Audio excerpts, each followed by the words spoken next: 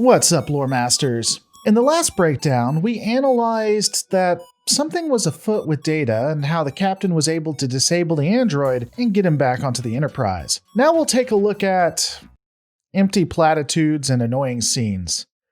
Let's just get into it.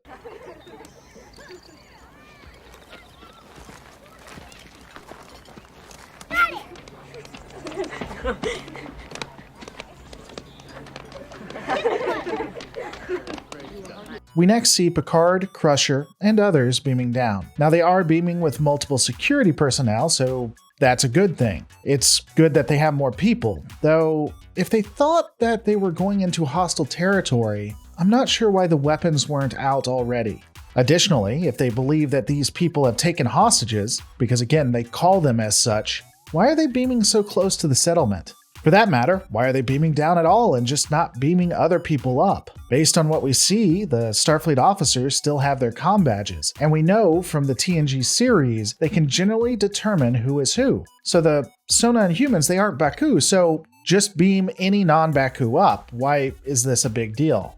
Even if they couldn't beam them up for whatever reason, why aren't they simply staying further away to analyze the situation, or pretending to be Baku? They have plenty of trees for cover, or they could just act like they're from another settlement. A lot of this doesn't make sense. They have incredible mental discipline, clarity of perception. Even for TNG, it doesn't make sense. Ultimately, we will have a standoff between the Baku. Are you our enemy? Anish. One of them being an absolute treasure, by the by, and Picard. And then, after saying that they will disarm... But I would ask you to disarm yourselves. This village is a sanctuary of life. Prepare the hostages for transport to the ship. They should be quarantined before joining the ship's population.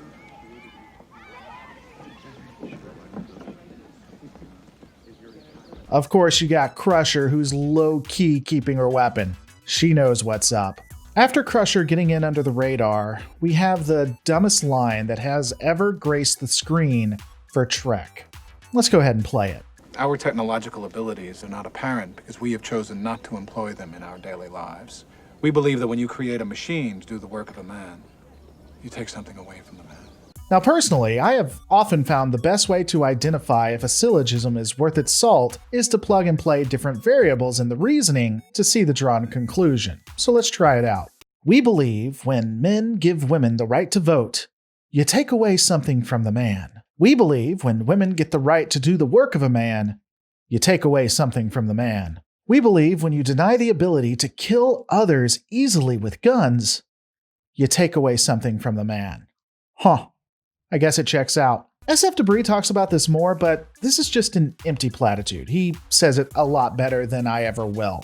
There's really nothing here to latch onto. What is the thing that is taken away from the man? And again, you can really put any term in there and make it work. It's, as stated, useless. You have warp capability. Capability, yes. But where can warp drive take us, except away from here? Ugh, this is Michael Burnham levels of worship, except it's just for a simpler lifestyle. This planet, looking at the settlement, really isn't anything special. There are tons of these settlements all over the galaxy. There are dozens of planets that have the same experience, or hell, you have holodecks. And I again love that this is a motif in a movie that is titled Star Trek, where they trek across the stars.